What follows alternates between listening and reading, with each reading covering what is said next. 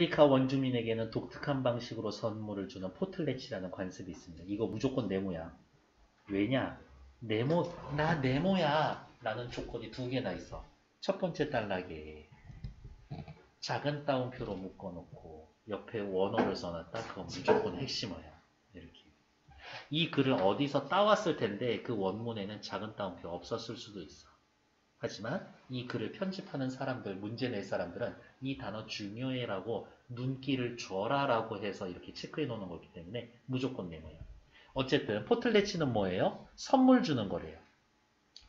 행사를 연 마을의 수장은 자신이 쌓아온 재물을 초대받은 다른 마을의 수장들에게 무료로 나눠주고 그것을 파괴하기도 합니다. 되게 저렴한 가격 단어를 쓰자면 돈지랄하는 거예요. 손님들은 선물을 받고 자기 마을로 돌아와 복수를 맹세하는데 그 복수는 뭐야? 답례 포틀리치를 열어서 더 많은 선물을 제공하는 거야. 그러니까 더 많이 주면 이기는 거야. 네. 초기 인류학자는 초기 인류학자들은 이러한 포틀레치라는 관습을 자신의 재산을 대가 없이 자발적으로 주는 일반적인 증여로 파악을 하고 초기 인류학자는 포틀레치라는 거는 그냥 증여지. 위신을 얻기 위해 재산을 탕진하는 비합리적 생활 양식으로 이해를 했다. 하지만 모스와 레비스트로스 같은 후대 인류학자 사람 이름 나오면은 또 다시 따로 체크. 포틀레치를 호혜적 교환 행위로 봤다. 호혜적 무슨 뜻이에요? 호, 상호, 혜택이 되는 서로에게 둘 다 좋은 교환 행위다. 호혜적 교환이란 일반적인 교역, 즉 사물의 가격을 측정하는 것과 같은 값으로 교환하는 행위와는 달리 돌려받은 대가나 시기를 분명하게 정하지 않고 사물을 교환하는 것이다. 대가나 시기를 정하지 않고 교환하는 거다. 호혜적 교환은 그냥 교환이랑 달라요. 서로 삿대죠. 모스는 사람 이름 나오면 세모예요. 기억나요? 옛날에 무슨 주의, 무슨 사상 이게 통으로 묶어서 그냥 주저리 얘기했는데 요즘은 사람 하나 이렇게 묶어서 얘기한다고. 그러니까 당연히 시험 문제는 뭐 나올 거야? 얘는 뭐라고 얘기했을까? 쟤는 뭐라고 얘기했을까? 공통점, 차이점. 그게 무조건 문제라고. 모스는 포틀레치가 자발성을 띤 증여로 보지만 자발성을 띤 증여. 실제로는 교환의 성격을 지닌다고 보았다. 왜? 어쨌든 돌려받을 거잖아. 선물을 받은 사람은 무의식적으로 답례를 해야 할 뿐만이 아니라 의무적으로 답례, 더 많은 선물을 돌려주어야 하기 때문이다. 이렇게 하다 보면 경쟁만 생기는 게 아니라 집단 간 유대 문화도 형성할 수 있대. 너무 좋은데? 이렇게. 그러니까 어떻게 더 많이 가지려고 하다 보면은 거기에서부터 인류의 비극이 시작되는 거 아닌가? 레비스트로스는 세모. 왜냐고? 사람 이름이니까. 여기에서 더 나아가 포틀레치에 나타나는 호혜적 교환을 사회가 성립하는 원리로 제시했다. 어머, 이렇게 생각하는 거네. 호혜적 교환을 해야 사회가 성립될 수 있다. 폐쇄적인 집단은 환경의 변화나 주변의 침략에 쉽게 무너지므로 생존을 위해서 교환을 하고 다른 집단과 사회적 유대관계를 맺어야 한다. 그러니까 내가 살기 위해서 나눠주는 거야. 이때 포틀레치와 같이 상대방에게 선물을 주는 행위가 상대방에게 부채감을 주고 이 부채감을 다시 선물을 주는 행위로 이어지게 해서 결국은 교환이 이루어지게 하는 것이다. 자꾸 친구들한테 얻어만 먹으면 나 한 번은 크게 쌓아야 될 것 같은데 이런 생각하지 않나? 네. 한편 다른 집단과 동맹을 맺는 가장 좋은 방법은 뭐예요? 결혼하는 거예요. 결혼. 레비스트로스는 교환을 위해 친족 간의 결혼 금지가 만들어졌다라고 했습니다. 친족 간의 결혼 금지를 시켜서 원하는 거는 뭐야? 다른 집단과 동맹을 맺고 다른 집단과 동맹을 맺어서 좋은 거는 뭐야? 생존할 수 있는 거지. 그 집단. 그는 친족 간의 결혼 금지는 결혼 금지로 인해서 우리 부족의 다른 부족으로 넘어가고 새로운 사람이 우리 부족에 들어오는 친족 간의 결혼 금지는 호혜적 관계가 형성이 되고 이것을 통해 부족 간의 호혜적 교환이 가능하고 사회 공동체가 형성될 수 있는 것이다. 다시 화살표 체크해 볼까요? 친족 간의 결혼 금지를 통해서 호혜적 관계가 형성이 되고 이것을 통해 부족 간의 호혜적 교환이 가능해져서 사회적 공동체가 형성이 됩니다. 교환해야 사회 공동체가 만들어진다.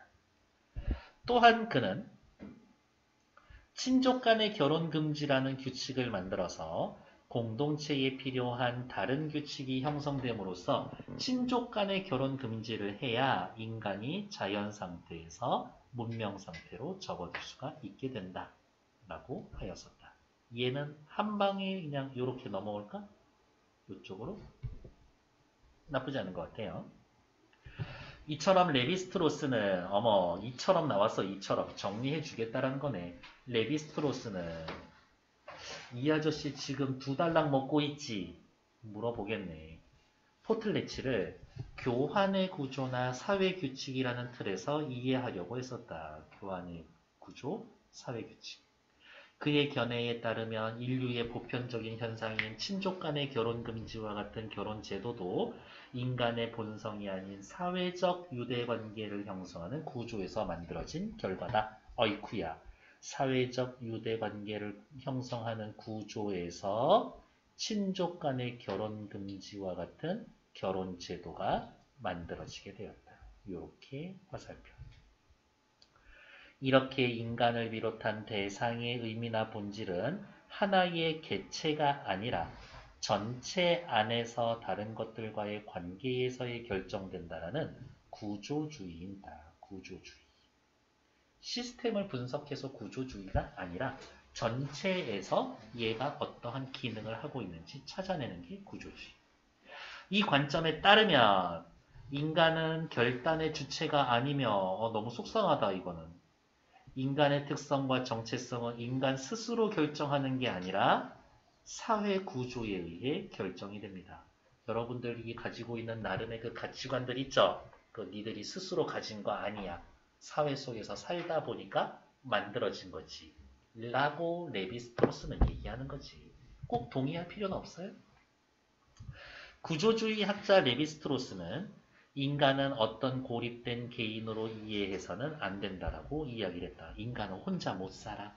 사회 구조가 인간을 만들기 때문에 인간을 이해하려면 인간의 구체적인 행동보다는 구체적인 행동 X, 그 인간이 속한 사회 구조를 살펴야 한다. 그의 관점에 따르면 소유를 중시하고 치열한 경쟁을 살아가는 현대인들의 모습 역시 현대사회의 구조 아래서의 형성된 특성에 불과합니다. 경쟁이 중요하지. 더 많은 걸 가져야지. 라는 것도 그러한 사회에서 살다 보니까 갖게 되는 생각. 그러한 점에서 그의 연구는 현대사회의 구조 변화가 현대인의 삶의 변화로 이어질 수 있는 가능성을 보여줬다는 평가를 보여줍니다. 사회의 구조가 변하면 현대인들의 삶도 변할 수 있습니다. 이 이야기인 거네요. 뭐 맞는 얘기도 있고 틀린 얘기도 있고 난 요건 좀 아닌 것 같은데 라는 생각을 해보시면 되겠죠. 30번 윗글을 통해 알 수 있는 내용으로 적절하지 않은 것은 1번 후대 인류학자는 어디 있었어? 두 번째 단락에 있네. 후대 인류학자는 포틀레치가 유대관계를 형성하는 역할을 한다라고 보았다. 모스와 레비스토, 호환적 계위통혼을 통해서 집단 간의 유대관계를 형성하는 역할을 한다고 보았습니다. 그러니까 30의 1번 맞는 얘기지. 자, 잘 생각하셔야 돼요. 제가 막 이렇게 해서 일단 설명하고 난 다음에 다시 얘기해 드릴게요. 초기 인류학자들은 두 번째 단락 또 여기 처음에 있죠. 포틀레치를 위신을 얻기 위해 재산을 탕진하는 어디가 있어? 위신을 얻기 위해 재산을 탕진하는 비합리적인 생활 양식으로 이해했다. 2번 맞는 말이죠. 3번 일반적인 증여는 자신의 재산을 상대방에게 대가 없이 자발적으로 제공하는 거다. 증여, 단어 뜻. 자신의 재산을 대가 없이 자발적으로 주는 증여. 증여 뜻이 그거네. 3번 맞죠? 4번 일반적인 경제적 교역은 삶의 가치를 따져 같은 값으로 교환한다라는 점에서 포틀레치와 차이가 있다. 경제적 교역은 포틀레치와 차이가 있다. 경제적 증여 이런 말 어디 있었나? 여기 있네요. 경제적 교역, 즉 사물의 가격을 측정해서 같은 값으로 교환하는 행위. 이것과 호혜적 교환 행위, 포틀레치는 서로 다른 겁니다. 그러니까 맞는 얘기지. 답은 5번이네요. 후대 인류학자들은 포틀레치를 선물 받은 사람이 당내의 시행 여부를 선택하는 호혜적인 행위? 아니요. 포틀레치 쭉 이야기를 하다 보면 여기 있네요. 어이쿠야. 의무적으로 답례를 더 많이 해줘야 돼. 그러니까 5번처럼 지가 정할 수 있는 거 아니야. 그래서 답은 5번. 데스크. 네. 제가 드리고 싶은 말은 이거예요. 30번 맞냐 틀리냐 문제는 100% 지문에 다 있어. 그래서 제가 요 정도는 여러분들 못 믿어서 그런 게 아니라 아까 지문 읽었으니까 요 정도 내용은 기억하고 있겠지라고 해서 넘어가는 게 아니라 일일이 이렇게 찾는 걸 그냥 보여드리는 거예요. 지문에 있다라는 거를 니들이 그냥 믿고 가라고. 사설 모의고사도 그렇지만 평가원 이 지문은 엄청 친절해. 이렇게. 내용이 재수 없어서 그렇지 지문 자체는 되게 친절한 거야. 어디엔가 있어. 내 눈에 잘 안 띄어서 그렇지. 우리가 해야 할 일은 눈에 잘 띄게 그리고 최대한 기억하는 거지. 31, 2, 3 네 문제니까 그냥 이 지문의 내용을 6, 7분만 기억하고 있으면 돼. 그 정도. 오래 기억할 필요도 없어. 그렇게. 오래 기억하는 건 제가 말씀을 드릴 거예요. 이 개념은 중요한 거예요. 외워놓는 거예요. 그런 거는 외워놓는 건데 나머지는 지문을 기억만 하면 돼. 어떤 정도로만 기억하냐면 되냐면 이 내용이 어디쯤 있었지 그것만 기억해도 땡큐지. 왜? 어쨌든 시간 싸움 빨리 찾아내는 거니까. 31번 볼게요. 기억에 대한 레비스트로스 견해에 대해 적절한 것은 기억 누구였었지? 친족 간의 여기였었죠. 친족 간의 결혼 금지. 친족 간의 결혼 금지에 대해서 레비스트로스는 뭐라고 이야기했는데요. 동맹을 맺는 가장 좋은 방식이다. 호혜적 계기가 작동하는 거다. 자연 상태에서 문명 상태로 접어들게 만들어주는 거다. 라고요. 눈치채신 분들이 있겠지만 기억의 뜻을 물어볼 거니까 이렇게 기억에 직접적으로 연결되는 애들 삿대질 표시해 놓은 거라고. 안 그러면 여기 이만큼 다 읽고 있어야 되는 건데. 31번에 답 몇 번 할 거예요? 대놓고 우리 체크해 놓은 것만 찾아도 답은 5번이죠. 다른 집단과 동맹을 맺기 위해 활용되며 호혜적 교환이 일어나게 됩니다. 우리는 하나 더 쓸 수 있지. 뭐라고? 어디 있어? 자연 상태에서 문명 상태로 접어들게 해준다. 까지 하나 더 쓸 수 있지. 그래서 답은 5번. 32번 확인할게요. 윗글의 구조주의와 보기의 사상을 비교한 내용으로 적절하지 않은 것은 구조주의, 이거 누구 거? 레비스트로스 거. 레비스트로스. 스트로스. 여러분들 레비스트로스 이 이름 본 적 있어요? 있어요. 여러분들 청바지 리바이스 밑에 보면 레비스트로스라고 써있어. 그래서 리바이스예요.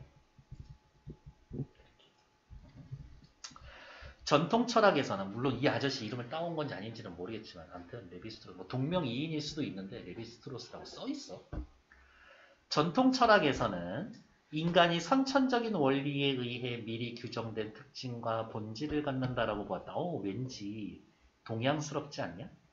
나쁘다라는 건 아니지만 태어날 때부터 특성과 본질이 있어.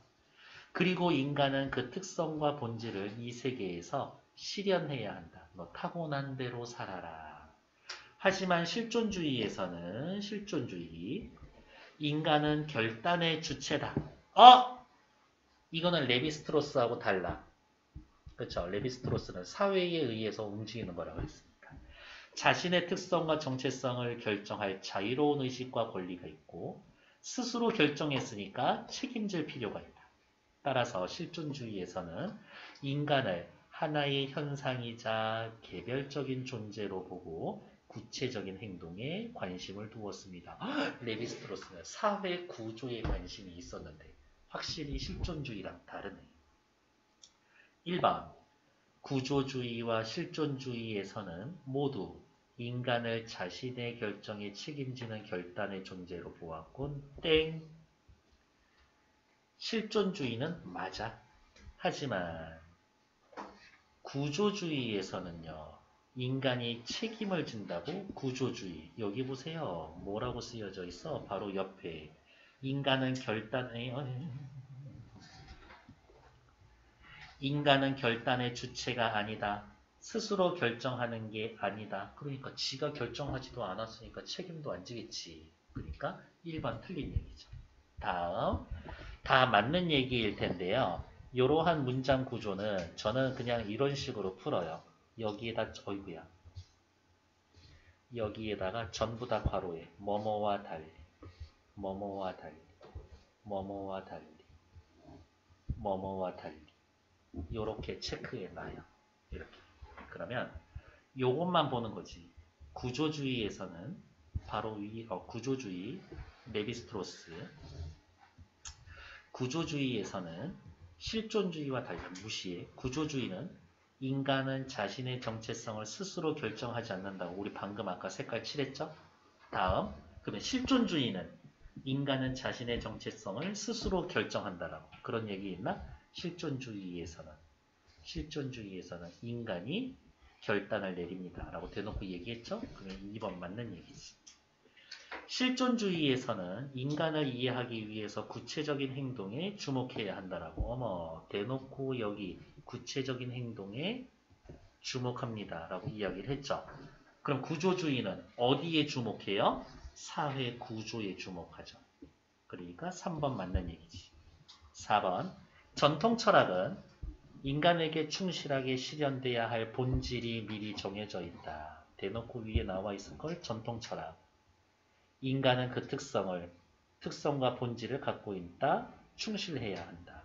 하지만 구조주의에서는 인간의 본성 막 이런 얘기 했었나? 레이비스트로스? 나 그런 단어를 본 적이 없는데 없으면 틀린 거야. 이렇게. 구조주의에서는 인간의 특성은 집단 안에서 다른 것들과 맺는 관계에 대해서 관계로 결정이 되는 겁니다. 구조주의. 스스로 결정하는 게 아닙니다.